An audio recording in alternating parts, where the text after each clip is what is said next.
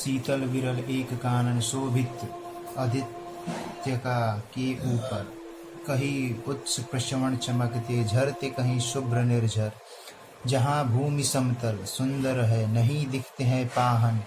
हरियाली के बीच खड़ा है विस्तृत एक उटज पावन।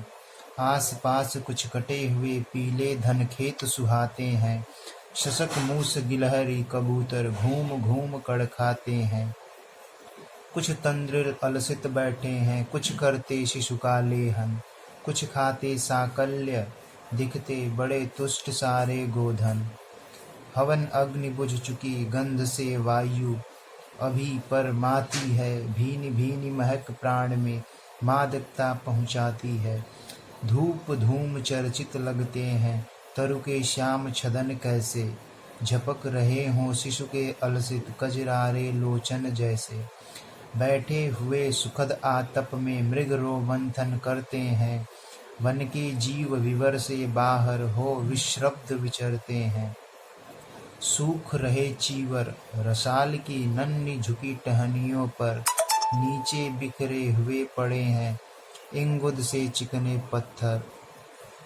अजिंदर्भ पालास कमंडलु एक और तप के साधन, एक और हैं टंगे धनुष तोड़ीर तीर बरछे भीषण।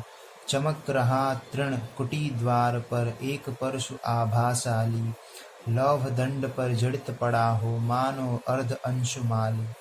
श्रद्धा बढ़ती अजन दर्भ पर परशु देख मन डरता है। युद्ध शिविर या तपोभूमि यह समझ नहीं कुछ पड़ता है। हवन कुंड जिसका यह उसके ही क्या है ये धनुष कुठार। जिस मुनि की यह श्रुआ उसी की कैसे हो सकती तलवार। आई है वीरता तपोवन में क्या पुण्य कमाने को, या संन्यास साधना में है दैहिक शक्ति जगाने को। मन ने तन का सिद्ध यंत्र अथवा शस्त्रों में पाया है, या कि वीर कोई योगी से युक्ति सीखने आया है। परशु और तप ये दोनों वीरों के ही होते श्रृंगार। क्लीव न तो तप ही करता है, न तो उठा सख्त तलवार। तप से मनुष्य दिव्य बनता है, षड विकार से लड़ता है। तन की समर भूमि में लेकिन काम खड़ग ही करता है। किंतु कौन नर तपोनिष्ठ है यहाँ धनुष धरने वाला। एक साथ यज्ञाग्नि और 80 की पूजा करने वाला। कहता है इतिहास जगत में हुआ एक ही नर ऐसा। रण में कुटिल काल समक्रोधी, तप में महासूर्य जैसा। मुख में वेद पीठ पर तर्कस, कर में कठिन कुठार विमल। शाप और सर दोनों ही थे जिस महान ऋषि के संबल। यह कुटीर है उसी महामुनि परशुराम बलशाली का। भृगु के परम पुनित वंशधर व्रति वीर प्रणपाली का। हाँ हाँ वही कर्ण की जांघों पर अपना मस्तक धर कर सोए हैं। तरुवर के नीचे आश्रम से किंचित हटकर। पत्तों से छन छन कर मीठी धूप माघ की आती है। पड़ती मुनि की थकी देह पर और थकान मिटाती है। कर्ण मुग्ध हो भक्ति भाव में मग्न हुआ सा जाता है। कभी जटा पर हाथ फेरता पीठ कभी सहलाता है। चढ़े नहीं चींटियां बदन पर, पड़े नहीं तृणपात कहीं। कर्ण सजग है उचट जाए गुरुवर की कच्ची नींद नहीं। वृद्ध देह तप से कृश काया, उस पर आयुध संचालन। हाय पड़ा श्रम भार देव पर, असमय यह मेरे कारण। किंतु वृद्ध होने पर भी अंगों में है क्षमता कितनी। और रात दिन मुझ पर दिखलाते रहते ममता कितनी। कहते हैं ओ वत्स पुष्टिकर भोग न तू यदि खाएगा। मेरे शिक्षण की कठोरता को कैसे सह पाएगा। अनुगामी यदि बना कहीं तू, खान पान में भी मेरा सूख जाएगा लहू, बचेगा हड्डी भर ढांचा तेरा। जरा सोच कितनी कठोरता से मैं तुझे चलाता हूँ, और नहीं तो एक पाव दिन भर में रक्त जलाता हूँ। इसकी पूर्ति कहाँ से होगी बना अगर तू सन्यासी। इस प्रकार तो चबा जाएगी तुझे भूख सत्यानाशी। पत्थर सी हो मांसपेशियां, लोहे से भुजदंड अभय, नस नस में हो लहर आग की, तभी जवानी पाती जय। विप्र हुआ तो क्या रखेगा रोक अभी से खाने पर, कर लेना घनघोर तपस्या वय चतुर्थ के आने पर। ब्राह्मण का है धर्म त्याग पर, क्या बालक भी त्यागी हो, जन्म सात सिलोक्ष्वृत्ति के ही क्या वे अनुरागी हो। क्या विचित्र रचना समाज की, गिरा ज्ञान ब्राह्मण घर में, मोती बरसा वैश्य वेश्म में, पड़ा खड्ग क्षत्रिय कर में। खड्ग बड़ा उद्धत होता है, उद्धत होते हैं राजे, इसलिए तो सदा बनाते रहते वे रण के बाजे। और करे ज्ञानी ब्राह्मण क्या, असी विहीन मन डरता है, राजा देता मान भूप का, वह भी आदर करता है। सुनता कौन यहाँ ब्राह्मण की, करते सब अपने मन की, डुबो रही शोणित में भूको, भूको की लिप्सा रण की। और रण भी किस लिए, नहीं जग से दुख दैन्य भगाने को, पर शोषक पथ भ्रांत मनुज को, नहीं धर्म पर लाने को। रण केवल इसलिए कि राजे और सुखी हो मानी हो, और प्रजाएं मिले उन्हें वे और अधिक अभिमानी हो। रण केवल इसलिए कि वे कल्पित अभाव से छूट सके, बड़े राज्य की सीमा जिससे अधिक जनों को लूट सके।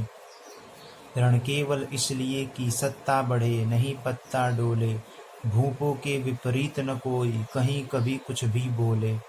ज्यों ज्यों मिलती विजय अहम नरपति का बढ़ता जाता है, और जोर से वह समाज के सिर पर चढ़ता जाता है।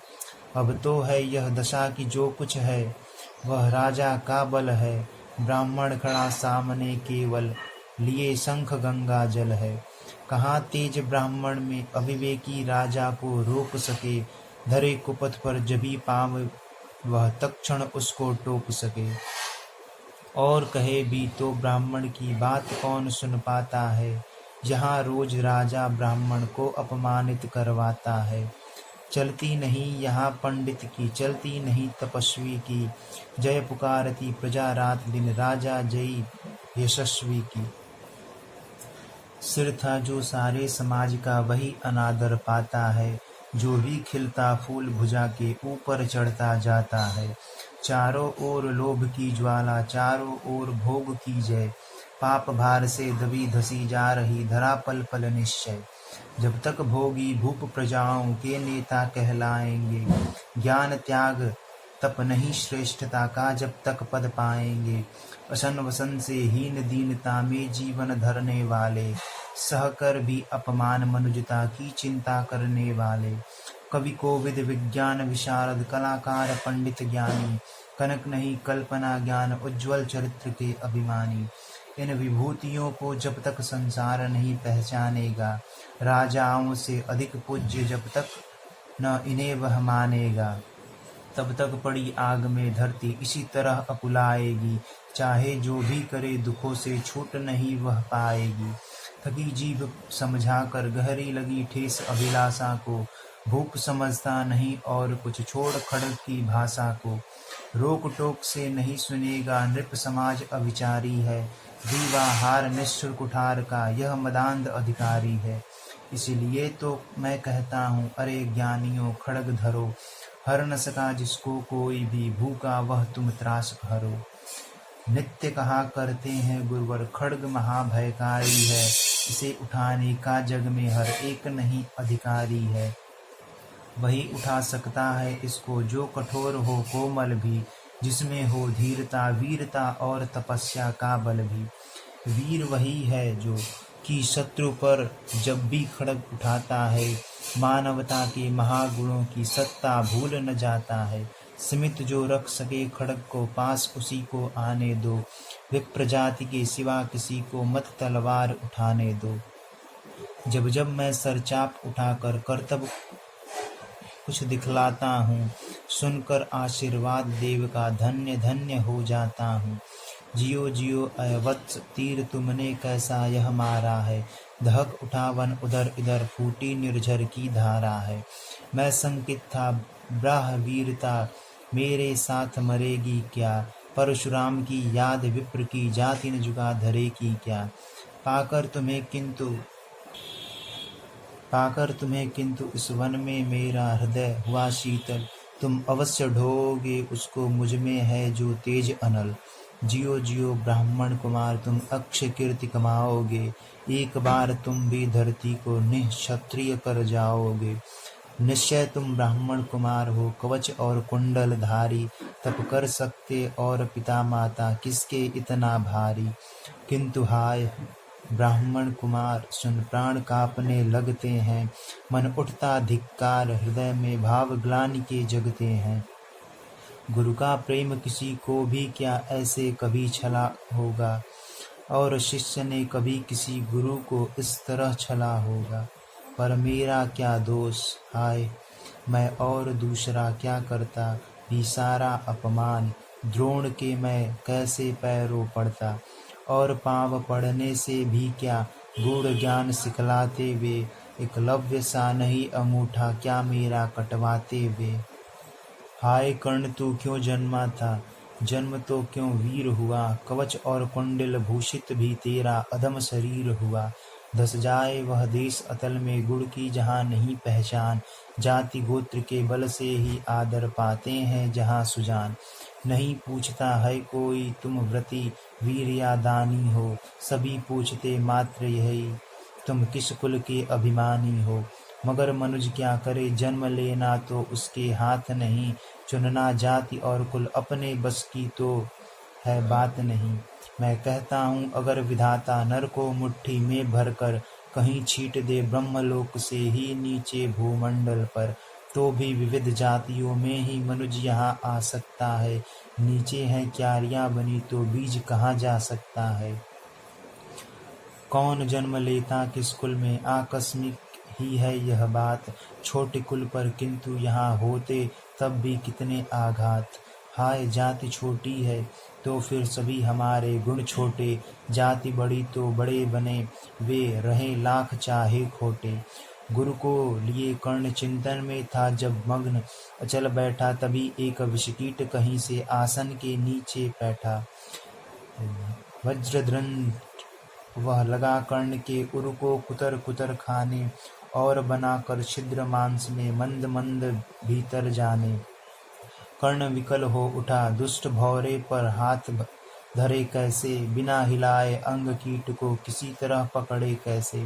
पर भीतर उस धसे कीट तक हाथ नहीं जा सकता था। बिना उठाए पांव शत्रु को कर्ण नहीं पा सकता था। किंतु पांव के हिलते ही गुरुवर की नींद उचट जाती। सहम गई यह सोच कर्ण की भक्तिपूर्ण विहल छाती। सोचा उसने अतः कीट यह पिए रक्त पीने दूंगा। गुरु की कच्ची नींद तोड़ने का पर पाप नहीं लूंगा। बैठा रहा अचल आसन से कर्ण बहुत मन को मारे। आह निकाले बिना शिलासी सहनशीलता को धारे। किंतु लहू की गर्म धार जो सहसा आन लगी तन में। परशुराम जग पड़े रक्त को देख हुए विस्मित मन में। कर्ण झपट कर उठा इंगितों में, गुरु से आज्ञा लेकर बाहर किया कीट को उसने छत में से उंगली देकर। परशुराम बोले शिव शिव तूने यह की मूर्खता बड़ी। सहता रहा अचल जाने कब से ऐसी वेदना कड़ी। तनिक लजा कर कहा कर्ण ने, नहीं अधिक पीड़ा मुझको। महाराज क्या कर सकता है यह छोटा कीड़ा मुझको। मैंने सोचा हिला डुला तो वृथा आप जग जाएंगे। क्षण भर को विश्राम मिला जो नाहक उसे गवाएंगे। निश्चल बैठा रहा सोच यह कीट स्वयं उड़ जाएगा। छोटा सा यह जीव मुझे कितनी पीड़ा पहुँचाएगा। पर यह तो भीतर धसता ही गया, मुझे हैरान किया। लज्जित हूँ इसलिए कि सब कुछ स्वयं आपने देख लिया। परशुराम गंभीर हो गए, सोच न जाने क्या मन में। फिर सहसा क्रोधाग्नि भयानक भभक उठी उनके तन में। दांत पीस आंखें तरेर कर बोले, कौन छली है तू। ब्राह्मण है या और किसी अभिजन का पुत्र बलि है तू। सहनशीलता को अपनाकर ब्राह्मण कभी न जीता है, किसी लक्ष्य के लिए नहीं अपमान हलाहल पीता है। सह सकता जो कठिन वेदना, पी सकता अपमान वही, बुद्धि चलाती जिसे तेज का, कर सकता बलिदान वही। तेज पुंज ब्राह्मण तिल तिल कर जले नहीं यह हो सकता, किसी दशा में भी स्वभाव अपना वह कैसे खो सकता। कसक भोगता हुआ विप्र निश्चल कैसे रह सकता है, इस प्रकार की चुभन वेदना क्षत्रिय ही सह सकता है। तू अवश्य क्षत्रिय है पापी, बता न तो फल पाएगा, परशुराम के कठिन शाप से अभी भस्म हो जाएगा। क्षमा क्षमा हे देव दयामय, गिरा कर्ण गुरु के पद पर, मुख विवर्ण हो गया अंग कांपने लगे भय से थर थर। सूत पुत्र मैं शूद्र कर्ण हूँ, मुख विवर्ण हो गया अंग कांपने लगे भय से थर थर।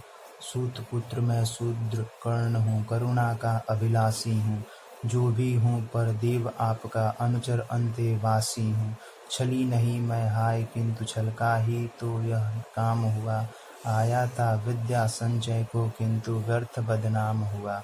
बड़ा लोभ था बनु शिष्य में कार्तवीर्य के जेता का, तपोदीप्त सूरमा विश्व के नूतन धर्म प्रणेता का।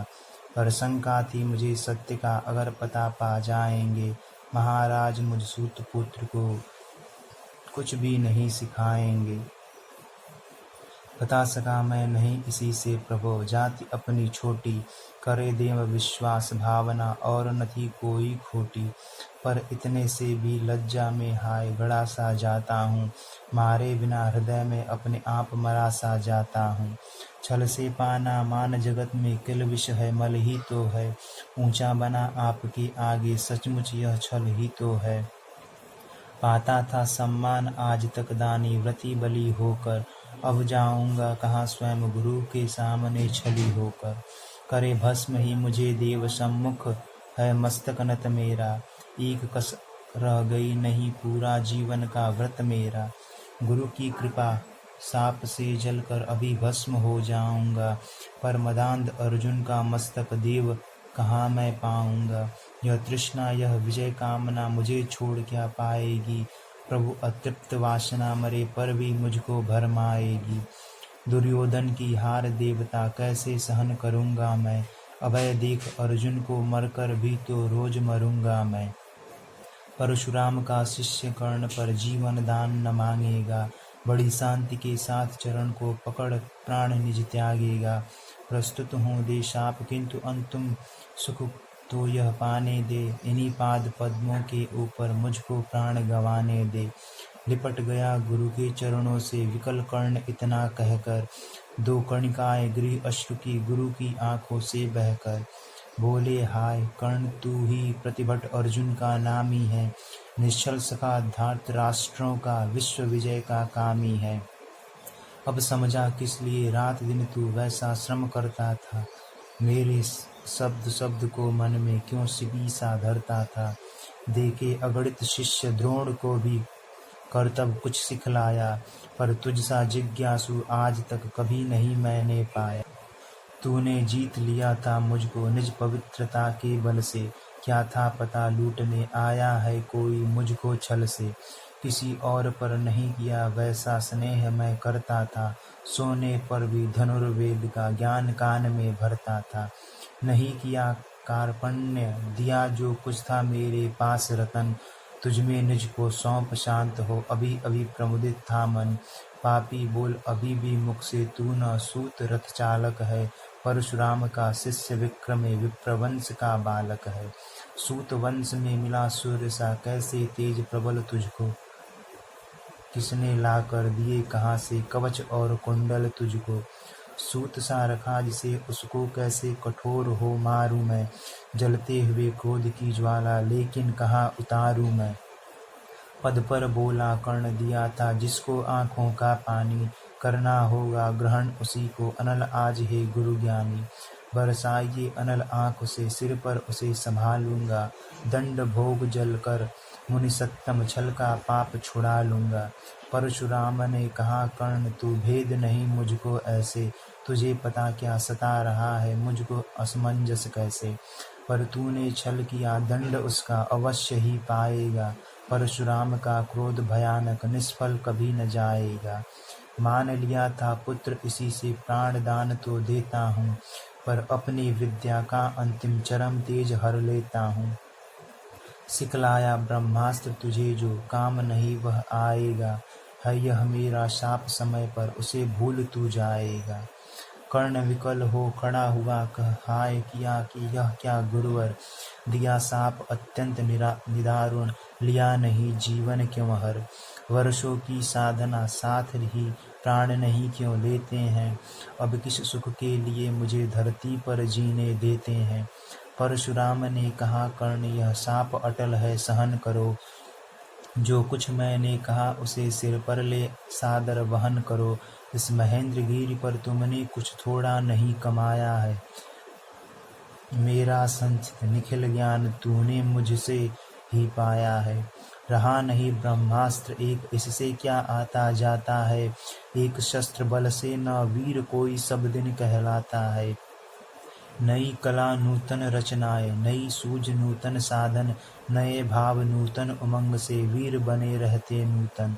तुम तो स्वयं दीप्त पौरुष हो कवच और कुंडल धारी, इनके रहते तुम्हें जीत पाएगा कौन सुभट भारी। अच्छा लो वर भी कि विश्व में तुम महान कहलाओगे, भारत का इतिहास कीर्ति से और धवल कर जाओगे। अब जाओ लो विदा वत्स, कुछ कड़ा करो अपने मन को, रहने देते नहीं यहाँ पर हम अभिशप्त किसी जन को। हाय छीनना पड़ा मुझी को दिया हुआ अपना ही धन, सोच सोच यह बहुत विकल हो रहा नहीं जाने क्यों मन। व्रत का पर निर्वाह कभी ऐसे भी करना होता है, इस कर से जो दिया उसे उस कर से हरना होता है। अब जाओ तुम कर्ण कृपा करके मुझको निसंग करो, देखो मत यूं सजल दृष्टि से व्रत मेरा मत भंग करो।